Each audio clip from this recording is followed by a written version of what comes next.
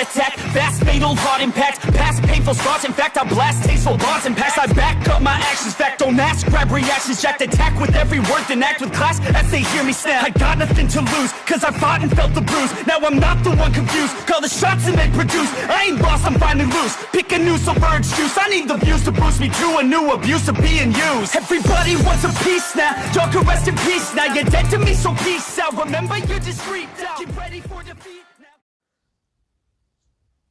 Alrighty. Hello everybody. This is Kirusho here, and now, before we do begin, let us give a brief little review. In the last part, we had Deku and everybody. Now, Deku, he got involved with some people called the Children of Fire. And Deku, he was discovered to be the Avatar. These people here knew. However, they wanted to see how Deku would react if he thought that they were unaware. However, they revealed to him after about a month or so of him being here, they knew who he was, and that things are a little bit bigger than he first realized. Now, Deku, he was talked to privately, and these people, they may have just convinced the Avatar he was on the wrong side. At first, Deku, he thought these people were bad. He didn't understand what they did. However, learning a bit more and discovering what they do, it seems like they're trying to help humanity. I mean, they're a little bit extreme for his taste, but they do have the right idea. Humans and spirits, they are so disconnected from each other, most people don't even realize that spirits exist. What was it? A few hundred years ago, you could walk around and hear tales of them. There were people who were abducted by spirits and who were chased away from them. And there were even certain places in the world where it was shown spirits have power there. I mean, take the fish of light and the fish of darkness that we saw in one of the water tribes. The spirits of the moon. The yin and yang. I mean, if that wasn't proof enough, then what else could be? I mean, seriously, how would you be able to deny their existence? Now, because of how far apart these worlds were driven from each other, Deku believes his journey is to reunite them, bring them back close enough together that they'll actually have somewhat of a connection. And Deku, ever since he decided to do that, he felt different. The weight on his shoulders of the White Lotus and being the Avatar, they felt, well, lighter. He finally understands what he's supposed to do. And after all of that happened, after taking down that building, Deku discovered he may be able to waterbend. Now then, with that being said, we do have about, let's just say, another month or two. So, Deku, he's known these people for almost 4 months. In this time, Deku has reported back to his mother and the White Lotus very little information. He has told them about certain things these people might be doing. And he has also been trying to at least inform them he is beginning to know a few things. However, whenever it does come to certain movements of these people, he doesn't really say much. Now, with that being said, everybody, they do gather this morning. And right now, while everybody, they are all sitting around, the spiritual firebender does begin to start informing them as to what's happening. What is currently happening is quite simple. They are all going to be informed about a lot more. Their test has been completed, and they are all trustworthy. The man believes that if any of them they want to back out, they would have done so already. So he will begin to tell them a bit more of the truth. The Children of Fire is one of the names the organization goes by. There are many other names. However, they primarily recruit firebenders from the Fire Nation. And the location they have, well, it is just one of many. And then there are actually the Earthbenders, the Waterbenders, and certain air nomads, who they are actually less traditional than most. However, they do still have their own values. Now, Deku does find that to be very intriguing. This goes a lot deeper than they first realized. It wasn't a street gang, it was an entire organization that spans through certain nations. And, well, they have many locations. I mean, this just sounds crazy. Now, Deku, he is told about what's going to be happening. Some of them are going to be moved to another facility. And this place here, it is currently done. Right now, people will be coming in and they will leave from this location. Once that does happen, more people may arrive here very soon. So, if they all could, please pack up their things and leave this facility. Now, Deku, he is very surprised. And whenever everybody they do go to pack up everything they have, you do actually have where a few of them they're all talking to each other. And Deku, he actually is talking to somebody. As right now they're going over a few things. And Deku, he actually is having a bit more fun. He feels liberated. I mean, not having the White Lotus breathe down your neck, being able to do what you want, be free with everything. I mean, seriously, this is amazing. I mean, now that he thinks about it, his problem was the White Lotus. His problem was being the Avatar. I mean, just all the training, all the constant stuff he's dealt with, it was stressing him out. And now, truly for the first time, he feels like he can do it. He has peace of mind, clarity, a sense of calm. Now, Deku, he actually is walking away. And right now, he does decide to spend a little bit of the last moments he can here in a place he's often visited. A place he does like to meditate at. And right now, he does go to walk down towards that stream. As whenever he does arrive, he does go to look around. He hasn't been followed. He knows about that much. He walked down this path and came here. And the only people who know about this location, well, are the older Firebender and Luna. So, he should be okay here. Deku going to bring his hands up, as he does try to do some water bending. And Deku, he does it a watch. He brings his hands up very slowly, and he does go to bring them inwards before pushing out with both of his hands.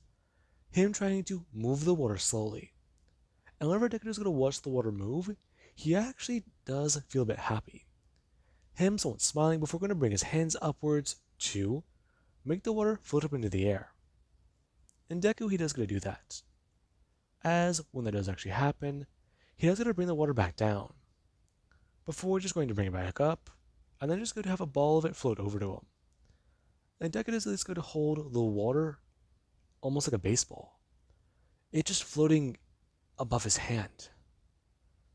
This ability, waterbending, it's eluded him for years. And now he has it. Now, Deku, he actually hears somebody walking behind him. And while he does want to drop the ball of water, if he does, it might look a little suspicious. Hey, Zuko. Deku is someone going to turn his head, as he does make sure to hide the floating water ball directly with the front of his body. What is it? They just arrived. Are you ready to go? Now, Deku, he does get someone turn. Him going to drop the ball to make sure his body is hiding it. As he does talk about how, yeah, he's ready. And right now, Luna, she does just go to someone look down. For a second, she thought that she saw something strange. But it was probably just nothing. Now, Deku is someone going to walk towards her. And after Luna, she is going to someone turn and then go to look back towards Deku. She does talk about how, for right now, she heard about the place they're going. It does seem like they're stuck together again. Oh, alright. Well, that does suck. But hey, I mean, you're still a little bit behind with your bending training. That's not fair. Yeah, I guess not. Then again, learning a bit more about bending is hard, especially whenever you were raised by water tribe nomads. What was that you told me again? Okay, they were not traditional water tribe people. I've informed you enough about this. They're members of the water tribe who they lived in the Earth Kingdom. Okay, so I still don't understand. You learned firebending from the water tribe. No, I learned how to bend from them. However, my bending styles are primarily based off of water and earth. I never knew other firebenders until I went to that kingdom. Lived in that city for a while. And whenever I learned actual bending from them, I just throw around flames and attack. I don't know. I just. It's annoying because now that I finally got it back, I'm learning better. Learning better. So, you're saying with your little power boost you might be able to kick my ass? Oh, please. We both know that my flames are hotter. That's not necessarily better. I mean, come on. Hotter flames don't mean much, especially whenever you don't know how to use them. Especially if you're not as skilled as I am. Please. You're the same age as I am, and you're saying that you can bend better than I am? What are you, a firebending master? Could be qualified as one, I guess. I mean, got tons of experience. Hmm, okay. So, if you got tons of experience, then show me what you know about lightning bending. That, that might not go well. Are you scared? No, I'm just saying you might blow up. Okay, now I know you're talking shit. No, I'm being dead serious. You might actually blow up. Spark the air the wrong way, and you're gonna get sent flying. I know I burned off my shirt. Oh, wait, you're actually serious? Oh, yeah, deadly. Deadly serious. If you fuck up, you might either explode or run a current through your heart. So there's that. Okay, fine. Then show me what you know about it, and whenever you think I'm good with it, let me give it a shot. Hmm, I'd have to teach everybody, though. You sure? What do you mean? Well, I'm just saying, are you sure you should teach everybody it? I mean, some of those people already know about lightning bending. They're just not sure how to do things traditional ways like you. Okay, so what are you saying then? Well, I'm just curious, is all. So, you want a private lesson on lightning bending? Now, Deku would go to reach down and grab his bag. As Naruto is going to throw it over his shoulder, he is going to grab a duffel bag, it containing most of Deku's clothing. Him pulling it upwards and going to throw it over his, well, other shoulder. I'm just saying that lightning bending is dangerous. So, whenever you actually start to learn it, you gotta be careful with it. Besides, I've had a few months with it, but I mean, talk to the guy, my teacher. I mean, you could ask him a few questions before we leave. Um, he's coming with us. Is he? Yeah. I'm not sure why. I thought he was going to teach the new recruits. Now, Deku, he might understand why. The guy, he may be trying to keep an eye on Deku. Make sure that he's not a traitor. Or is he not worried about that? No, they don't worry that he's the Avatar. Okay, okay. He's fine. He's fine. The plane, it would go to take Deku and everybody to another place. And whenever they do arrive, Deku, he somewhat doesn't understand where they are. Right now, they're somewhere inside the Earth Kingdom. He knows that much for sure. There's a lush forest nearby, there's a city here nearby, but their place is relatively hidden. And right now, Deku and everybody, they would head to this new place in the Earth Kingdom.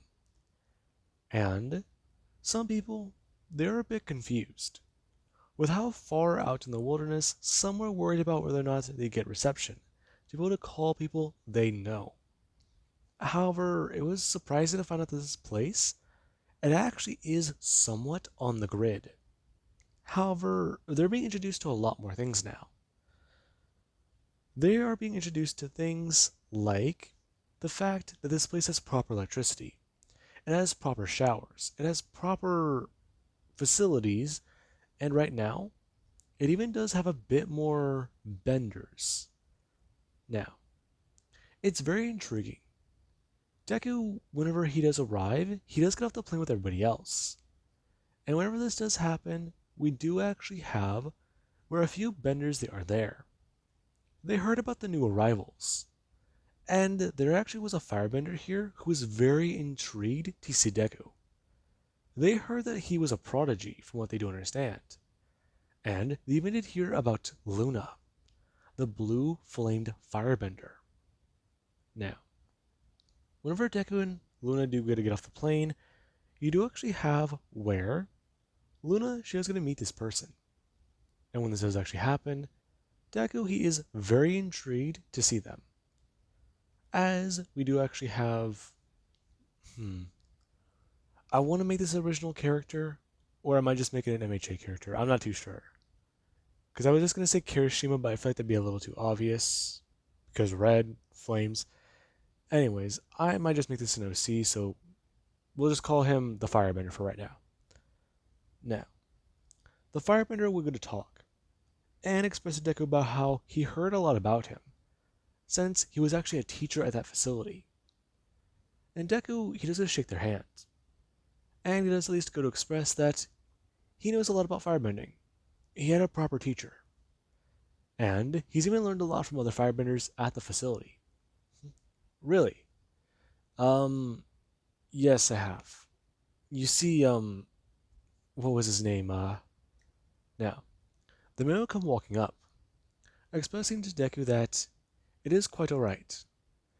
He actually taught Izuku here a little bit more about lightning bending, and he'd even show him a lot more of the basics. For right now, all he really does need to do is focus a bit more. And he just needs to go through the motions and remember what to do. It is more like, what is it? Earthbending. You have to make sure you are grounded. Otherwise, that vault will be a lot more dangerous to handle.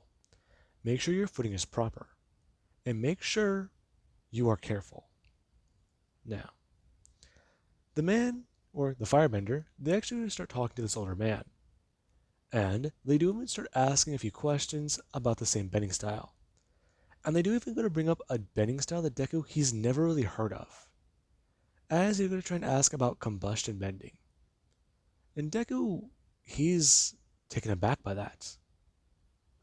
I'm sorry, what is it called?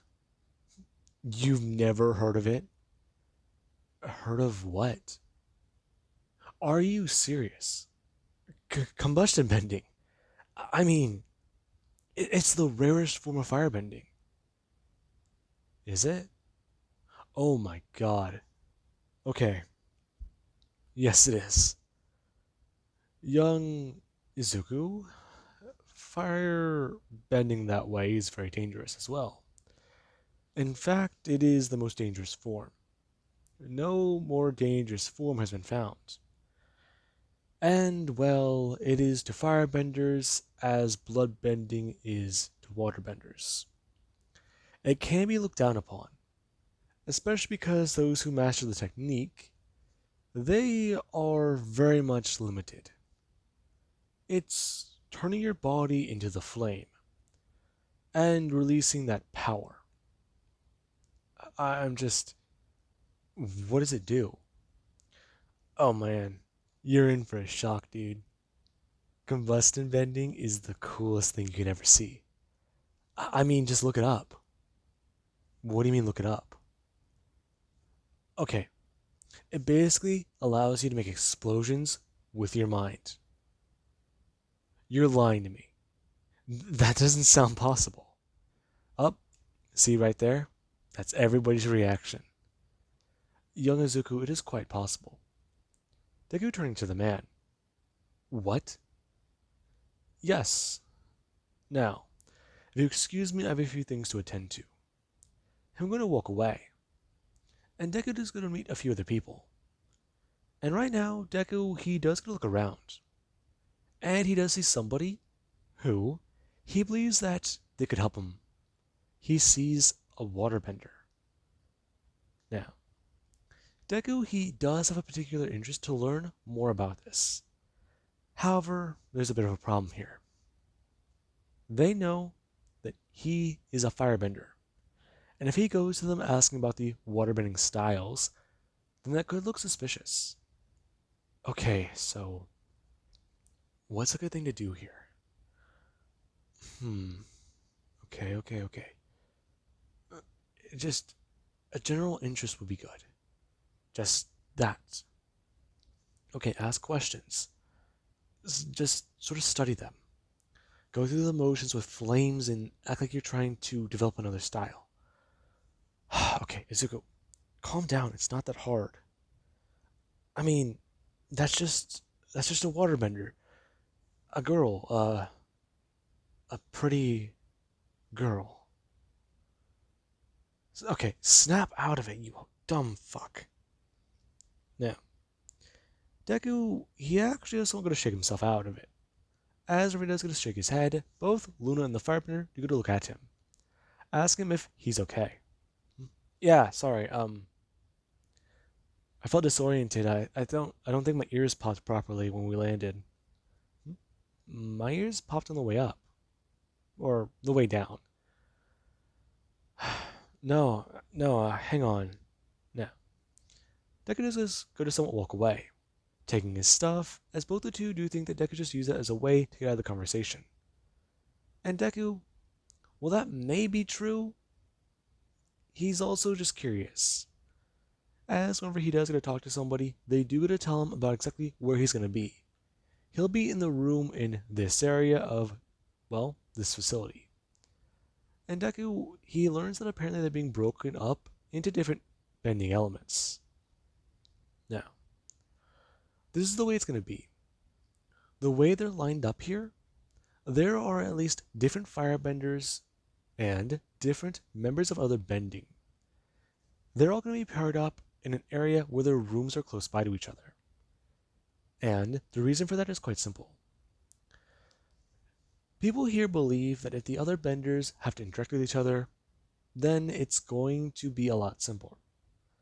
They won't have as much experience, yes, with other benders of other elements, but if they can at least start to build that, then it could help them a lot. You could pair a firebender and an earthbender in a very deadly combination. Or you could pair somebody of earth with air and get a very deadly combination. And then you can also at least pair somebody of water and fire. That's a very deadly combination. Especially whenever you do consider the fact the way the waterbenders, they can use their powers. If they start to just rip water out of the air around them, and they use it to just put a, plate of ice underneath your feet, you would fall to the ground and a firebender could just go to send out a blast or attack. I mean, it'd just be so easy. It's just oil slick and then, hey, killing blow. I mean, there's no other way around it. If you at least start to coordinate people here, down the line they'll encounter other benders if they do team up. So, that's just the best option. Now, with that little tangent aside, we actually will cut over to Deku, who's currently sitting down in his new room. As it's a bit more modern. It does actually have paint on the walls. It does have a bed on a bed frame. And Deku, he does at least have a dresser in the corner and a bookshelf, which he's assuming does at least have a few things written down in it. Okay. Let's see. Should I talk to that waterbender? Well, okay. I should be fine. I mean, the place is huge. It doesn't matter. we all go to the common area. We should be we should encounter each other, or maybe we can even talk to each other whenever we all gather together for lunch. Maybe we'll train together, do exercises. It would be good to know how to fight a waterbender if you're a firebender, and vice versa. Okay, okay. Just wait for an opportunity to show up and act curious. I mean, it's not hard to act curious. You are curious. You can finally bend water. Okay. Now, Deku, he does go to sit down. And right now, he does go to just try and think. As whenever he does go to stand up, he does just start to unpack his stuff. And after getting his room set up a bit more, you do actually have where he does get a call. As whenever he does hear it, he's being called to dinner. And right now, everybody they would gather together, and Deku, he does get to sit across from the waterbender. As he actually is going to start talking to a few people who are around him. And you do actually have the waterbender, who, whenever some of the food is being brought out, you do actually have where the waterbenders, they try to make things look a bit more fancy and cool for the people's first night here. They bring the soup out floating in the air. And they do go to divide portions up in the way of just simply, okay, here, we're going to take this small piece, and go to directly send it flying into that bowl over there. Since I think that that would just be something really funny. Now, when that does actually happen, we do actually have where the waterbender across, they do going to bring their hand up. Them actually going to catch one of the bowls of soup before we're going to put it down. And then going to do the same thing, and she's going to at least grab one out of the air and go to directly go over to Deku. Her going to just release the power as it's going to fall down. Wow. That's pretty cool. You think so? Yeah, I mean, I've only ever seen waterbending in just, well, my classes. It's so interesting. Your classes? You're a firebender, though. Well, I mean, public place. I studied somewhere publicly. You did? Yeah. Whenever I was pretty young, I studied with some people out in public and I saw waterbending, but that was more of a dojo. And whenever I got older, I actually get a private firebending tutor. Really? Yeah. I mean, I'm curious though. They just went leaning forwards, asking how waterbending works. Hmm? Oh, um, it's connected to the moon. I mean, I know that much. Really? Oh yeah. Whenever a full moon happens, a waterbender's powers grow so strong. I mean, what was it? Whenever I was still living in the Earth Kingdom, I did do some surfing. It was actually one of my favorite hobbies. Okay, that's just a little cheating, isn't it? What do you mean? You can make your own waves and control them. I mean, that sounds badass, but isn't riding a wild wave better? Okay, hang on. I love that. You don't understand. Controlling a wave is good. However, the wild ones, they're so much cooler. I mean, granted, they can be more dangerous, but they're amazing. Have you ever been surfing? Oh, uh, no, I don't think I have. I mean, what? I've somewhat flown through the air with my fire, but that's a bit harder to do. Along with that, I can shoot lightning. You can lightning bend? Yeah, yeah. And, well, I do know a bit about earth bending, but, you know, firebender. You know earth bending?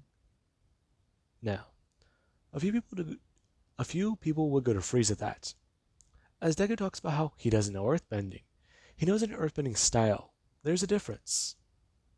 Now, some people, they do go to stare at Deku for a minute.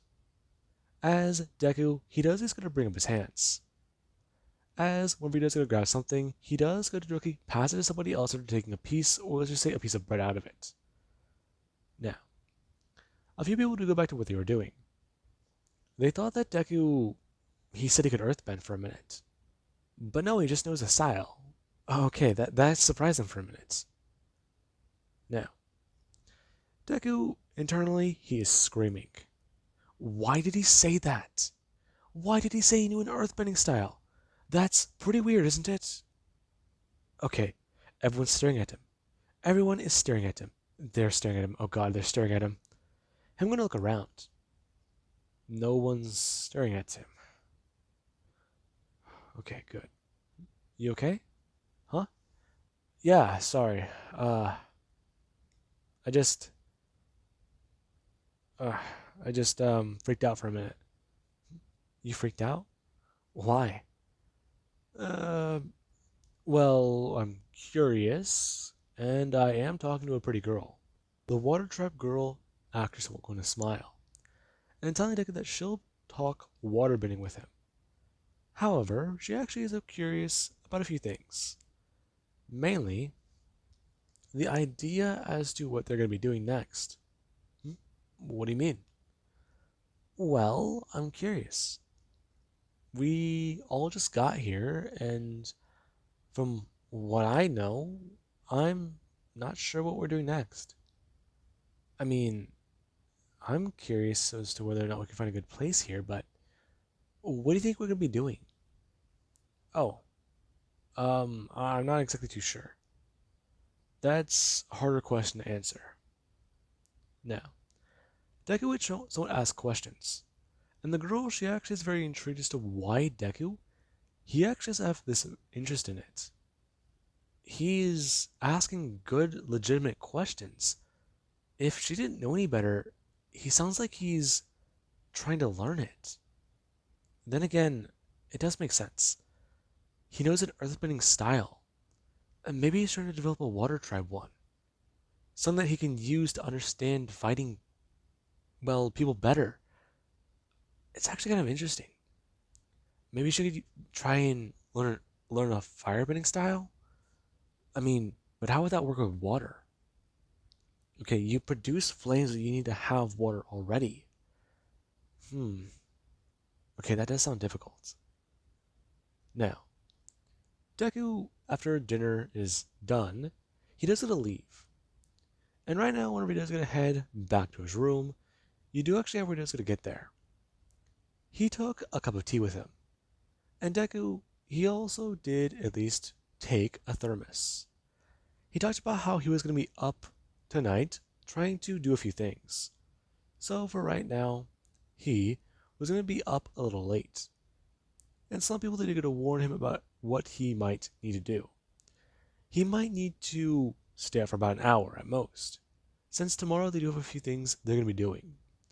And Deku, while he did go to agree, when he got back to his room, he immediately went to try waterbending. And he tried to focus a bit more on the tips that he got from the waterbender, as he actually has found it to be a little bit more interesting. Right now, what he's trying to do primarily is take water and try to shape it into something good. At first, he tried to shape it into a ball. However, it's rippling. It's not holding its shape. And, well, it just looks spiky. So, okay. Focus more. Now, Deku, he just tried to at least shape the water more. As for right now, he does going to continue with that.